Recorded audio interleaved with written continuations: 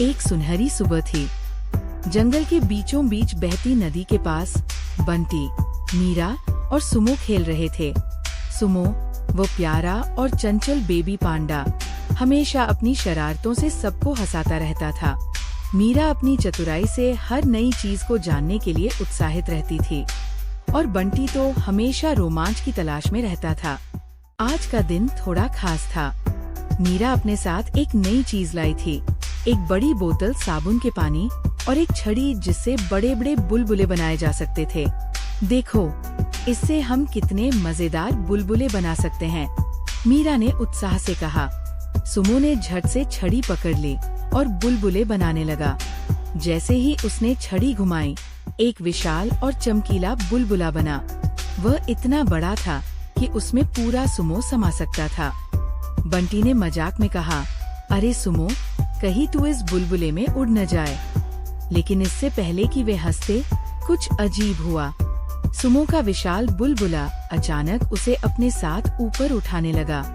बचाओ, सुमो ने चिल्लाया, लेकिन बुलबुला इतना हल्का था कि वह तेजी से आसमान की ओर उड़ने लगा।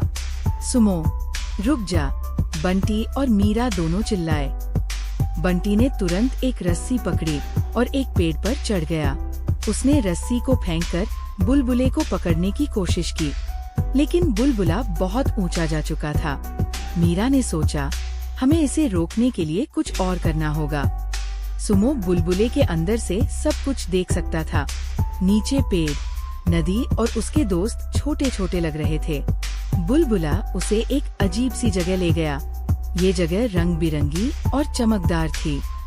वहाँ चारों तरफ बुलबुले ही बुलबुले थे, कुछ छोटे, कुछ बड़े और कुछ तो इतने विशाल कि उनमें पूरी दुनिया छिपी हुई लगती थी। सुमो ने एक बड़े बुलबुले में झांक कर देखा। उसमें वो सब कुछ था जो उसे पसंद था, बांस के ढेर, झूला और खेलने की जगह। वाह, ये तो कमाल की जगह है, सुमो ने खुश होकर कहा। लेकिन तभी उसे एहसास हुआ कि ये दुनिया जितनी खूबसूरत है, उतनी ही अजीब भी। वह बुलबुला जिसके अंदर वो था, अचानक फूटने लगा। सुमो डर गया, लेकिन जैसे ही बुलबुला फूटा, वह धीरे धीरे एक और बुलबुले में चला गया। इधर बंटी और मीरा ने सुमो को बचाने की ठान ली थी। मीरा ने अपनी डायरी निकाली और अपने बनाए हुए नक्शे को देखा। अगर हम उस नदी के पास जाएंगे तो वहाँ हवा का दबाव अधिक होगा, शायद सुमो का बुलबुला वहीं नीचे आ सके, मीरा ने समझाया। बंटी ने फटाफट अपनी साइकिल निकाली। दोनों ने अपनी अपनी साइकिलों पर सवार होकर नदी की ओर दौड़ लगाई। रास्ते में उन्होंने भोलू हिरन से मदद मांगी। भोलू ने कहा, मैं तेज दौड़कर तुम्हारे साथ आ सकता हूँ। तीनों मिलकर नदी के पास पहुँचे। वहाँ उन्होंने देखा कि सुमो का बुलबुला धीरे धीरे नीचे आ रहा है, लेकिन उसके चारों ओर और भी बड़े बड़े बुलबुले मंडरा रहे थे। सुमो ने उस चमचमाती दुनिया में कुछ अजीब चीजें देखीं। हर बुलबुला जैसे किसी की इच्छा को पूरा कर रहा था। लेकिन तभी उसने देखा कि एक बुलबुला अचानक फूट गया और उसके अंदर का सब कुछ गायब हो गया। ये जगह जितनी सुंदर है, उतनी ही खतरनाक भी, सुमो ने सोचा। उधर मीरा ने देखा कि बुलबुलों को तोड़ने के लिए तेज आवाज की जरूरत है। अगर हम ढोल बजाएं या जोर से शोर मचाएं, तो शायद सुमो का बुलबुला फूट सकता है, मीरा ने सुझाव दिया। बंटी ने झट से पास के एक पेड़ से बड़े पत्ते तोड़े और भोलू के साथ मिलकर ढोल जैसा बजाने लगा। मीरा ने अपनी सीटी निकाली और जोर जोर से बजाई। तेज आवाजें सुनकर बुलबुले कांपने लगे। सुमो का बुलबुला धीरे धीरे नीचे आने लगा। जैसे ही वो बुलबुला उनके पास पहुंचा, मीरा ने चतुराई से साबुन के पानी में कुछ केमिकल मिलाया, जिससे बुलबुले जल्दी फूट सकें।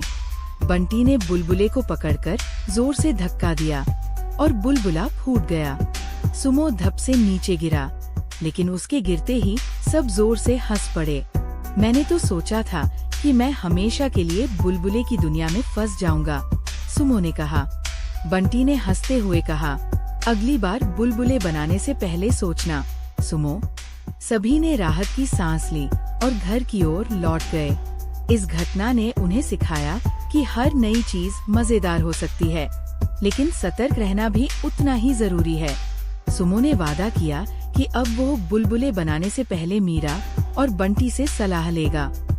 बंटी ने ठहाका लगाते हुए कहा, सुमो, तुम्हारा बुलबुला रोमांच तो हमेशा याद रहेगा।